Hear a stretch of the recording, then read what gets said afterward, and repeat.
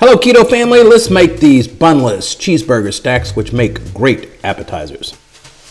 Simple meal idea starts out with 8 slider burgers, 80-20. We're going to cook them up in a pan and add cheese to them. Once you melt the cheese, you're going to add your toppings.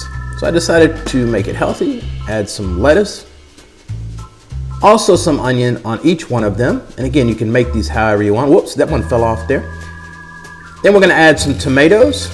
Again, if you don't like tomatoes, you can leave it. Well, another one fell off. Okay, then we're going to add our pickles, just like that. And we put these fancy toothpicks in there to make them great appetizers. The kids are gonna love this, so get them involved. And look how delicious they turned out. This simple keto recipe is easy to make. Get the kids involved.